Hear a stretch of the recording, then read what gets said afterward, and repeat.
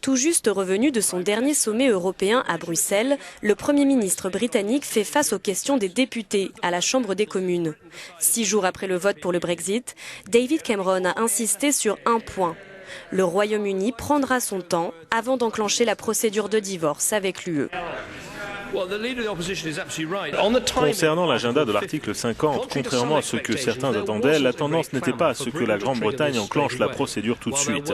À part une ou deux voix, la majorité de mes homologues européens pensent qu'il faut du temps pour bien faire les choses. Ils ont aussi dit pas de négociations sans notification. Mais je ne pense pas que cela empêche le futur Premier ministre britannique d'avoir déjà des discussions avec les partenaires et institutions européennes. Le leader du Labour, Jeremy Corbyn, a quant à lui réclamé des comptes et s'est inquiété de l'avenir économique du pays. Il met en garde en ces mots. Nous avons aujourd'hui le devoir de refaçonner, reconstruire une économie pour notre futur. Une économie qui protège les droits sociaux, ceux du travail, afin de proposer un pays prospère à tous les citoyens. Pour ce faire, j'engage le Premier ministre et celui qui lui succédera à établir un plan économique clair pour l'investissement. Il ne faut plus d'austérité, plus de coupes dans les services publics.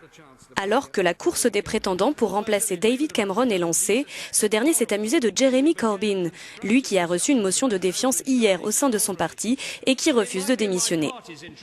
C'est sans doute dans l'intérêt de mon parti qu'il soit assis là, mais ce n'est pas dans l'intérêt national. Alors pour l'amour du ciel, mon vieux, démissionnez!